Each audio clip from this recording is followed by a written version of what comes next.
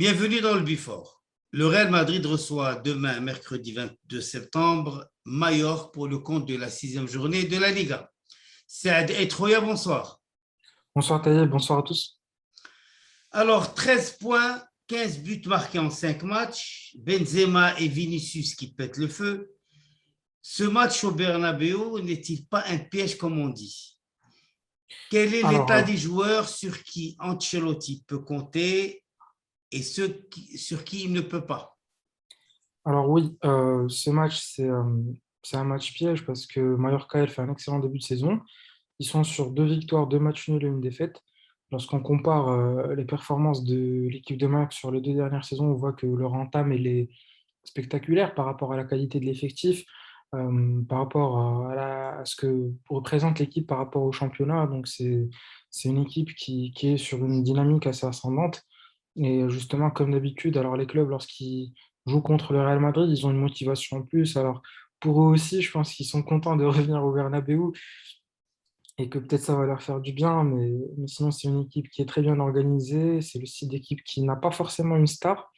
C'est-à-dire que c'est pas un effectif qui tourne autour d'un joueur que tu peux mobiliser pour limiter les dégâts en quelque sorte. C'est une équipe qui joue sur le collectif et c'est ce qui est plutôt surprenant, c'est qu'on s'y attendait pas.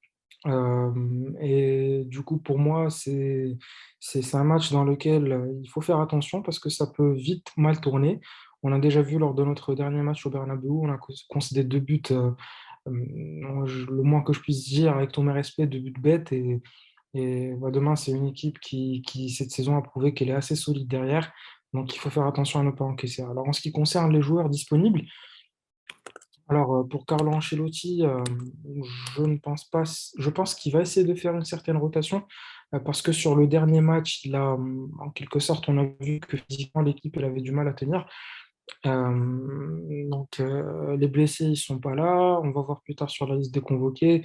Mais s'il a parlé d'un point, c'est que il a dit que sur demain, il ne va pas préciser sur qui il va compter avec précision. C'est à une heure avant le match comme d'habitude, mais qu'à partir de la semaine prochaine, il y aura des retours, notamment potentiellement Kroos, ils sont pas encore sûrs.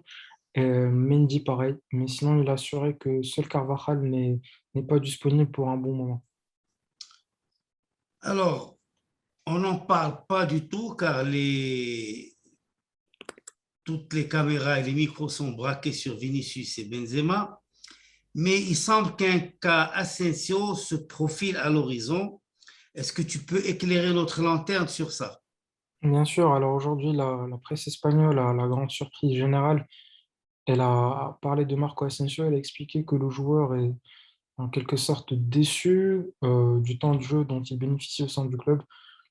C'est une grande incompréhension pour moi premier parce que visiblement, il n'y a aucun entraîneur au monde qui peut privilégier Asensio à la place de Vinicius à son état de forme actuel. En plus de ça, à droite, c'est un poste où clairement Carlo Ancelotti a plus à gagner s'il arrive à relancer Hazard que de mettre en confiance Asensio. On comprend le choix, il est justifiable, donc je ne vois pas pourquoi il a à se plaindre. En même temps, lorsqu'on a son opportunité, on n'assure pas, que ce soit avec des bouts de match qui sont assez costauds. C'est un joueur qui rentre pas pour 5 minutes quand même, c'est un joueur qui rentre, donc ça c'est conséquent. Et lorsqu'il démarre, on ne sent pas de différence. Donc, à un moment, l'entraîneur, il raisonne pour l'intérêt global de l'équipe et en même temps, on a des remplaçants qui sont efficaces, notamment Rodrigo, qui à chaque rentrée, il fait beaucoup de mal aux arrières centraux avec sa vitesse et sa percussion et qui, lors du match de l'Inter, bah, nous a clairement offert les 3 points. Donc, pour moi, je pense que c'est une colère ou une déception qui est assez injustifiée. S'il a quelque chose à reprocher, bah, c'est plus à sa propre personne qu'à Carlo Ancelotti en quelque sorte, parce que je ne pense pas que Carlo ait donné de promesses, entre guillemets, assez poussées, quoi, qu'il ne peut pas tenir. En même temps, on est au mois d'octobre, au mois de septembre, on a même pas atteint le mois d'octobre, et il commence à se plaindre encore. Je pense que c'est assez tôt, une saison c'est long, ça peut atteindre jusqu'à 70 matchs si on reste à l'affront sur toutes les compétitions. Il y aura du temps de jeu pour tout le monde. Et si jamais il veut prendre exemple, bah, il n'a qu'à prendre exemple de Vinicius qui a non seulement encaissé les mauvaises perfs, le vent de touche, les critiques des supporters, de la presse et tout, et il a prouvé que tout le monde a tort par son jeu. Donc, Pour moi, si Marco Asensio il veut regagner sa place, ce n'est pas grâce à ses amis dans la presse espagnole, mais plutôt par ses performances sur le terrain. Ben oui, justement, moi qui dors avec les vidéos du Real Madrid, quand je vois le niveau de Asensio en 2017, avec celui de maintenant, il n'y a pas photo, il est vraiment en deçà, il est peut-être à 20% de ses capacités et il n'a jamais montré qu'il pouvait revenir. Alors, je voudrais aussi parler de Casemiro et de Militao. Quel est leur problème? Et je voudrais savoir, est-ce que ce problème est le même pour les deux, à savoir la Copa América et les dates FIFA? Alors, à titre personnel, j'estime que oui, plus pour Casemiro que Militao. Pourquoi? En ce qui concerne Casemiro, c'est clairement physique.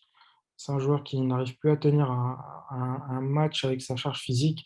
On ne va pas jouer le facteur âge parce qu'aujourd'hui, approcher la trentaine n'est plus considéré comme vieux lorsqu'on voit le rendement de certains joueurs et sans partir chiner en quelque sorte dans d'autres équipes. On va voir juste Luka Modric qui peut-être cette saison à 36 ans a de la peine à traîner les pieds, mais à 33, 34 ans, il était encore ultra performant. Donc oui, pour moi, clairement, la Copa América, elle a plus ou moins perturbé on va dire, sa préparation physique pour la nouvelle saison. Il est venu en retard, il s'est un peu reposé. Ça a été très difficile. Les joueurs ne voulaient pas disputer cette Copa América. Le Brésil est parti jusqu'en finale, à domicile, sous la pression. Donc, je comprends que même la charge émotionnelle, elle a été assez conséquente. Et pour le cas d'Eder Militao, peut-être que c'est pas comme Casemiro où le problème est physique, mais il est plus mental parce que c'est quelqu'un qui en quelque sorte, n'a pas eu le temps c'est quelqu'un qui n'a pas eu le temps d'assimiler sa fin de saison en quelque sorte parce qu'il était incalculable. Dans le 11 de Zidane, c'est un joueur dont on parlait déjà d'un flop, d'un mauvais recrutement, et puis d'un coup, il se retrouve titulaire, à enchaîner les bonnes performances. Donc, entre ça, ce qui s'est passé à la Copa América, je pense que c'est un joueur qui a mentalement beaucoup encaissé, qui n'a pas eu le temps de prendre le recul par rapport à son évolution. Et ça commence à se ressentir un peu sur sa confiance parce qu'on sent que techniquement, il est encore présent, mais qu'au niveau mental, sur certaines prises de décision, certaines prises de risque, on sent qu'il a besoin de se retrouver en quelque sorte pour nous sortir la meilleure version de Militao qu'on avait en fin de saison. Alors, nous passons au convoqué. Oui, alors pour les convoqués de ce match, Carlo Ancelotti n'est pas sorti un peu de sa liste habituelle. Nous avons Courtois, Lomine et Tony Fudas, Eder Militao, Alaba, Vallejo, Nacho et Miguel, et finalement Santos en défense. Donc, clairement, on n'a pas d'arrière droit. Pour le milieu de terrain, on a Modric, Casemiro, Valverde, Lucas Vasquez, Isco, Camavinga et Blanco. Et pour l'attaque, elle est au complet: Hazard, Benzema, Asensio, Jovic, Vinicius, Rodrigo et Mariano. Bon, quelque chose de classique. Moi, ce qui me perturbe un peu, ce qui m'inquiète, c'est les latéraux. Et on a beaucoup de problèmes de latéraux, que ce soit à droite ou à gauche, et je ne sais pas comment Ancelotti va s'en sortir. Alors, Don Carlo a donné sa conférence. Oui. Est-ce qu'il y avait quelque chose de spécial ou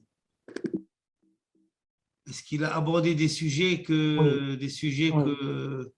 chauds? Alors, oui, alors, il a fait un petit commentaire sur le cas Asensio. Il a dit qu'il ne s'attendait pas à autre chose. Bien sûr qu'un joueur qui ne joue pas sera vexé. Et il l'a rassuré, il a dit, voilà, si j'ai un message pour Marco, c'est que ton temps va arriver et que tous les joueurs auront des minutes et assez de minutes pour faire leurs preuves. Donc c'est une bonne déclaration pour ma part, très sereine.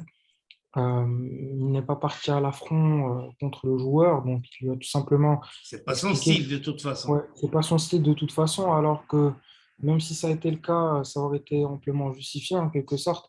Il a aussi dit qu'il pourrait apporter certains changements à l'effectif, mais qu'il ne donnerait pas d'indices. jusqu'à 1 heure avant le match. Il a beaucoup, beaucoup fait d'éloges de l'état d'esprit de l'équipe en rassurant que une saison, c'est long, il y a des hauts, des bas, mais si l'état d'esprit actuel est l'état d'esprit dominant de l'équipe, alors ça ne peut qu'être rassurant pour lui, pour la direction et pour les supporters. Alors après, c'est la classique, ils discutent de chaque joueur, Vinicius et la confiance, Camavinga et son apport, Karim Benzema, on n'en parle même plus. Pour le reste, il n'y avait rien d'intéressant à part qu'il a précisé que Mendy et Kroos et Marcelo, ils vont faire leur retour la semaine prochaine.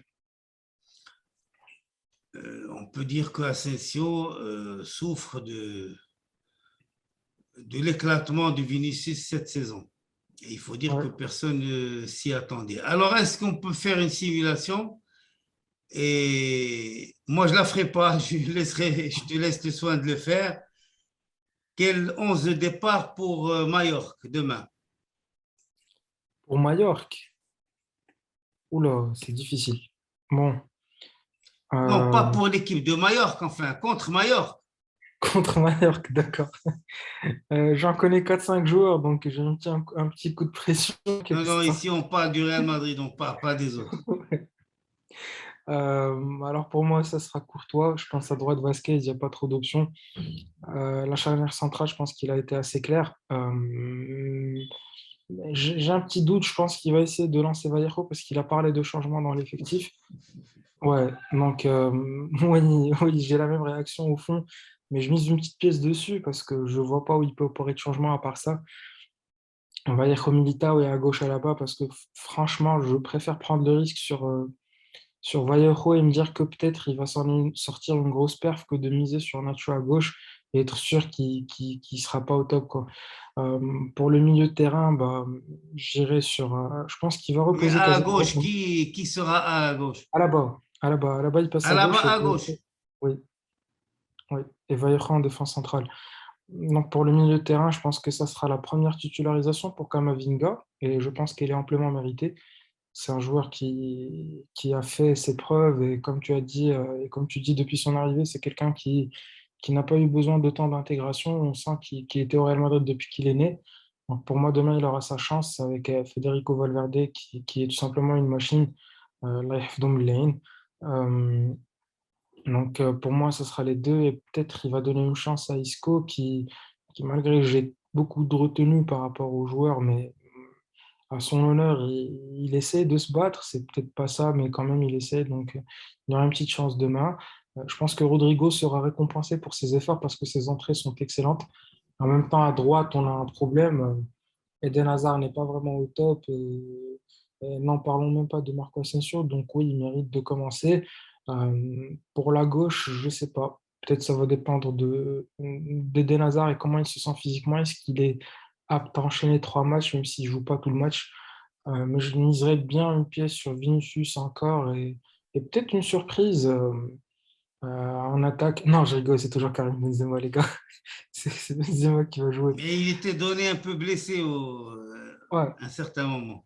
ouais, ouais. Donc pour moi, ce sera ça l'effectif. Et toi, Taïeb, tu en penses quoi? Moi, je mettrai une pièce sur Gutiérrez à gauche.